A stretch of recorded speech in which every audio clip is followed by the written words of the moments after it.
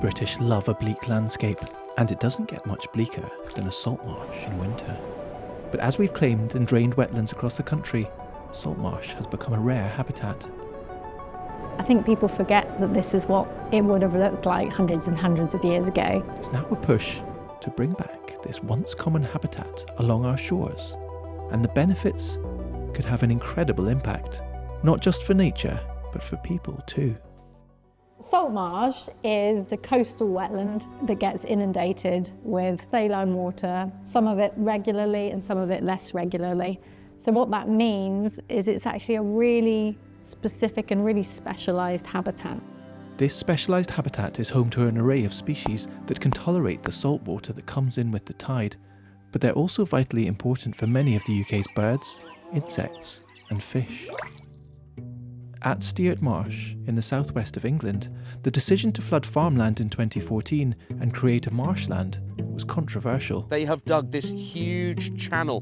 The project was labelled an act of environmental vandalism and Disney for ducks by some local farmers. One local member of parliament called it a complete and utter waste of money. But as existing flood defences failed, the opportunity was taken to intentionally breach the seawall, let the tide in and create a new wetland reserve. The old sea wall is just in front of you here, so you can see where it sort of ends and then starts again just in the distance, and in between the two we've got the breach. That allows for water to come in and out of the reserve, flood the old farmland and create sort of the wonderful salt marsh we've got in front of us. Steart Marsh's primary aim was to create a habitat that's important for rare wildlife. In the winter it can look quite bleak, but obviously it's home to all sorts of different life, things like invertebrates, which brings in the birds. Particularly in the winter when we've got huge numbers of birds using the reserve, they need somewhere special like this to come to.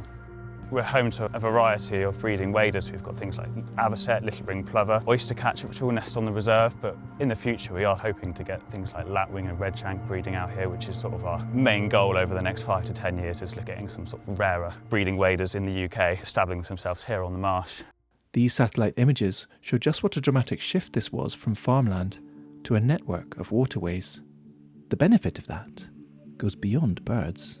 Salt marshes are incredibly effective at storing carbon. So the silt comes in, it settles, and that locks that carbon in. And then also the plants that store carbon through photosynthesis, as the silt comes in and buries them, they lock in carbon as well. In fact, salt marsh can store carbon faster and more effectively than forests.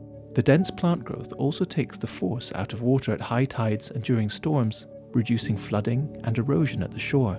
Yes, we're delivering in terms of habitat creation, but we know we're storing huge amounts of carbon. There's a flood protection element, and it cleans the water, improves the water quality. So we've got all these what we call natural capital benefits that we've been measuring over a really long period, and then we're able to share those and use those as initiatives to then create other stearts, other wetlands elsewhere. The UK has lost over 80% of its salt marsh over the last century.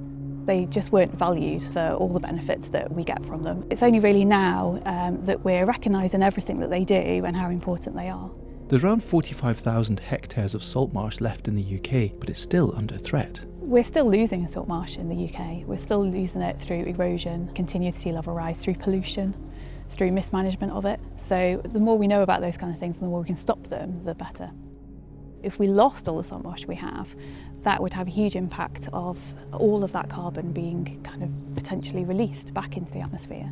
At Steart Marsh, there's optimism that the success of the project will inspire others to harness the benefits of restoring salt marsh. The journey's just beginning. You know, we're 10 years in, but in terms of getting the recognition for what it's delivering, it is suddenly just really increased exponentially, and it feels like the time for salt marsh is now. So I think continuing to use it as the demonstration site that it is, but with that long data set, puts us in a really unique position. We know that they're effective. We know that they're delivering for nature and climate and economy, actually. We need to just get on with it now.